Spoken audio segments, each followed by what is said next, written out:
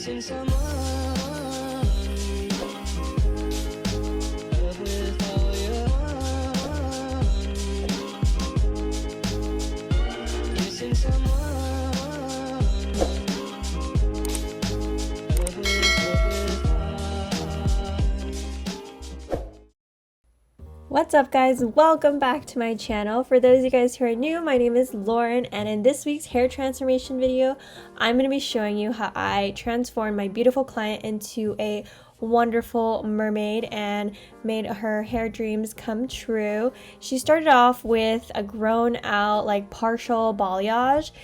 She had previous partial highlights on the top, and everything underneath is pretty much all virgin. She is a level 3 and her hair texture is a little bit thick and coarse.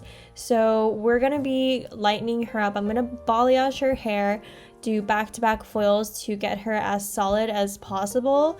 But I wanted to blend it so it later becomes a little bit lower maintenance for her instead of doing the whole thing solid.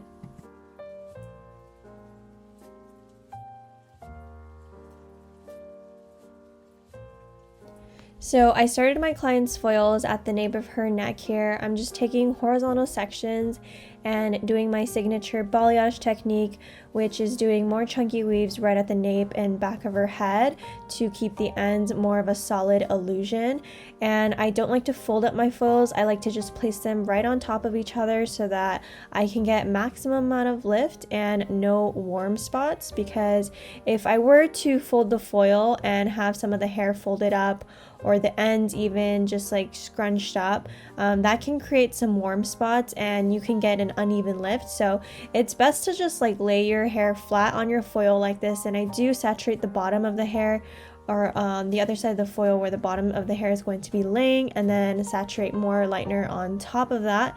And this just ensures that you have full saturation, and getting a full saturation when doing balayage like this is super important because my client has really thick, coarse hair. So we want to get her as light as possible for the color that we're going for, and the only way to do this is to fully saturate every section and make sure that I get an even lift as possible throughout her whole head. So that's the goal for today, and it's really important that I kind of saturate on both sides of the foil, especially on the ends there, because if the ends are a little bit darker, that never looks good. So I just like to make sure that I'm really saturating these foils. Oh my god, I don't even know how many times I said saturate in that last section there, but anyways, you guys get the point. You have to really just saturate these guys, and yeah, just make sure that you take really thin sections. You can see that my sections are pretty paper thin when I do my weaves, and you notice also that my weaves are pretty chunky. This is so when she comes back in next time, I can pick out the pieces that I left out this time. And this technique essentially gets my clients solid by the second session, so that they have an easy grow out but also have a lot of color throughout their mids and ends, which a lot of people are kind of going for when they want that balayage look where it's blended at the top but more lighter on the ends. It's not so much of an ombre but more of a balayage look because it is more blended.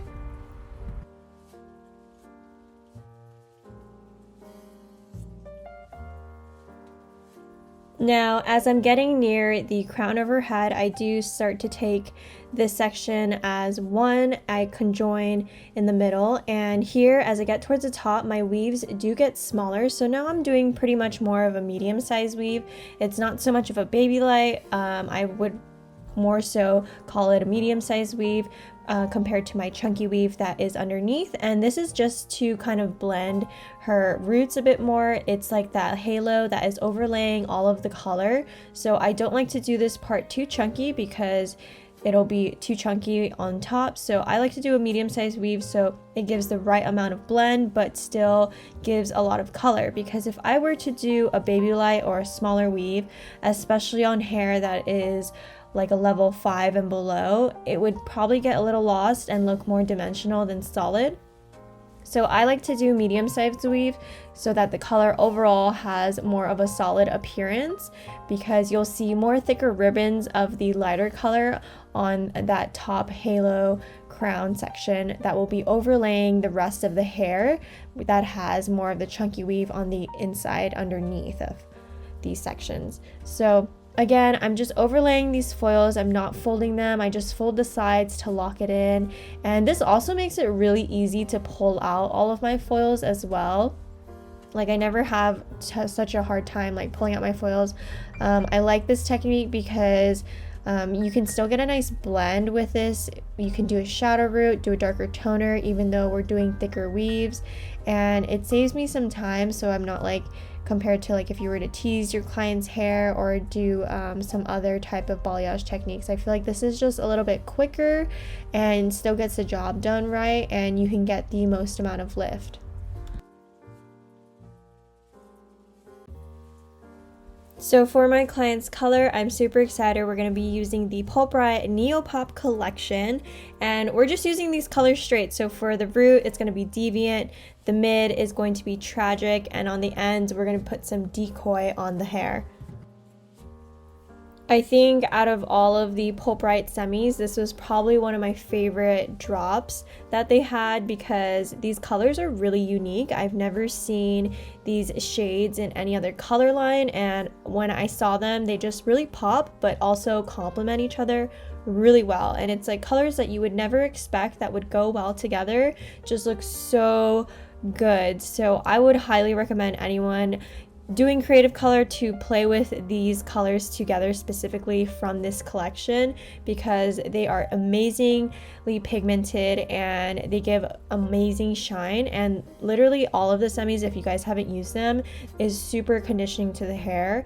I feel like every time I put an overlay of all of our color on my clients, it always feels like they're having a treatment done on their hair, or their hair always feels better after putting Pulp Riot semis. And that is what Pulp Riot is known for, is their semi colors. And I just in love. I can't wait for them to come out with more colors, because every time they have new drops of different collections, I get so excited.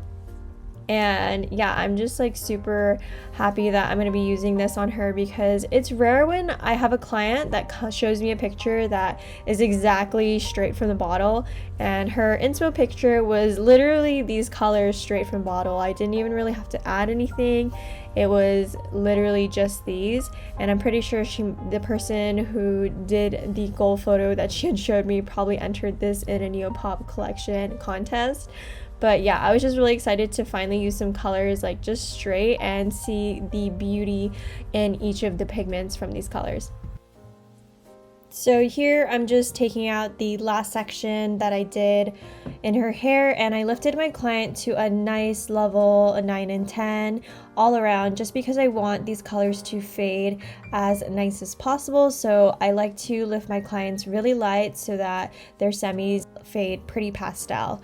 But you can see there, my weaves are pretty close together, and even as I'm pulling out the foil, she looks mostly blonde. I barely left any negative space, but that negative space is what I'm going to be touching up next time I see her.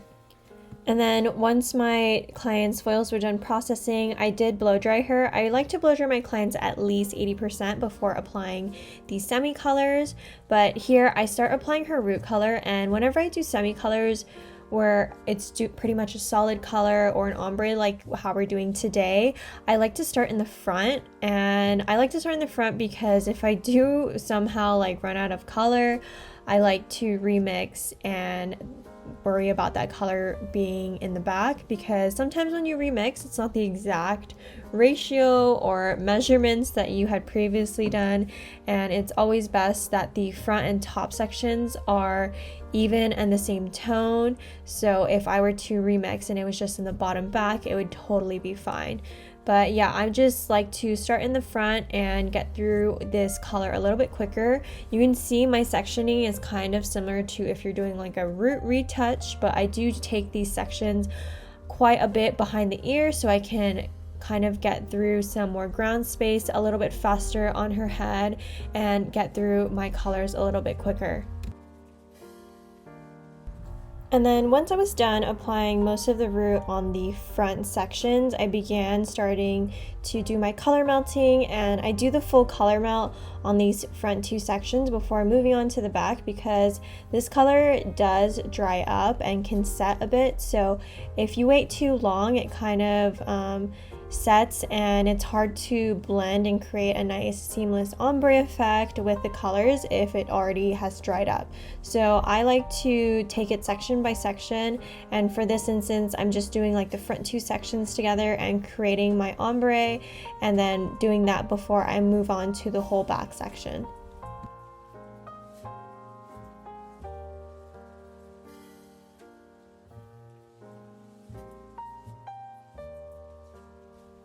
And then once I'm done applying all of the creative color, I let this sit at room temperature for about 25 minutes before I rinse her out.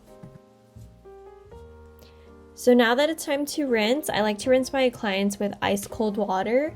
It's really good, even when you're washing your hair at home, to wash your hair with cold water, especially when you have creative colors, to ensure that the color lasts as long as it can. Now, as I'm blow drying my client's hair, she does have a little bit of frizz texture to her hair. It's not curly, but it does have a bit of texture and frizz. So I opted to use my boar bristle brush, and notice when I blow dry her hair, I like to blow dry the root first, make sure that the root is completely dry before moving towards the mids and ends. And that's really important when you're blow drying hair that is curly and frizzy, because if you were to just take the round brush all the way through from root to end, the hair that doesn't get dried at the root right away will start to frizz up. So it's really important to dry the hair in sections when the hair is frizzy to get it as smooth and straight as possible when blow drying. And I like to use a boar bristle because it gives me good tension compared to a metal round brush. And the boar bristle that I'm using is an Ibiza boar bristle. These are my favorite. I feel like I always get such a beautiful, smooth, and extra shiny blowout when I use these on my clients who have curly hair. And I always get clients asking me where I get these brushes. And honestly, I think this one is from Nordstrom, but it's the Ibiza boar bristle, which is really great for curly or frizzy hair. You can use it on straight hair too, but I wouldn't use it on fine hair that is overly processed, because it does pull on the hair and give really good tension. So I would definitely use this on hair that is more healthy rather than fragile.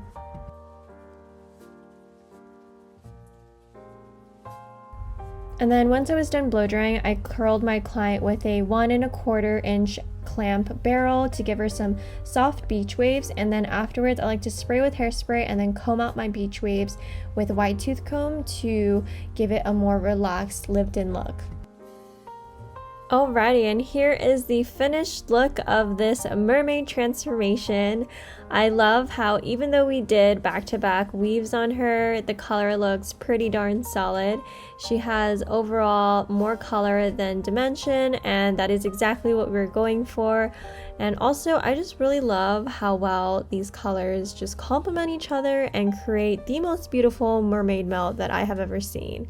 Like, come on, she looks like she just washed up on a shore or something. Like, look how beautiful her hair is, and it suits her so well. I love that she picked these colors because I feel like these colors match her skin tone and her vibe and her style so well. She is such a sweetheart and super cute. I am just super happy with the results on this one, and I can't wait for her to come back in and we switch it up next time.